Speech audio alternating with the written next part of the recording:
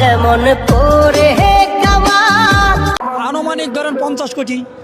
তো গাইস আগে ভিডিওটি দেখি তারপর ফানি কমেন্টস পড়ি, সো লেটস গো।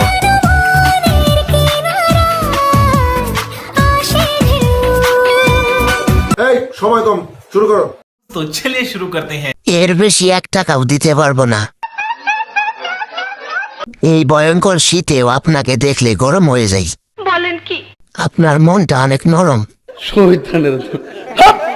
ঠিক আছে, পুষ্টিতে ভরপুর সেই সাথে লোহা যেমন পরে আমি তেমন পুরি। জাউরা বলে হজ করতে গেছে। তাড়াতাড়ি দেশে আসো, তোমার জন্য হুলপুরি অপেক্ষা করতেছে।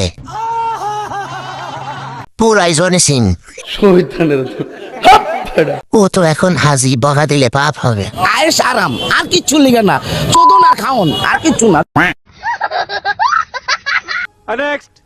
আজকে যে তারেক রহমান আসছে, আমার মনে হয় বাংলাদেশে যে লোক গণনা আছে মানে 4 ভাগের 3 ভাগ লোকই আজকে ঢাকা শহরে অবস্থান নিচ্ছে।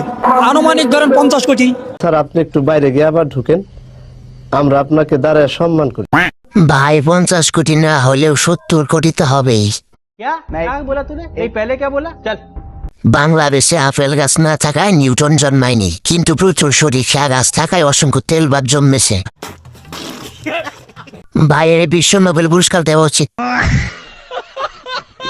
একেই বলে মত প্রকাশের স্বাধীনতা। তার কথায় যুক্তি আছে, ফ্যামিলি কার্ডের লোক সব ওখানে ছিল। গণনা করতে ড্রোন লাগাইছিল নাকি স্যাটেলাইট। বিএনপি মানে এখন বিনোদন।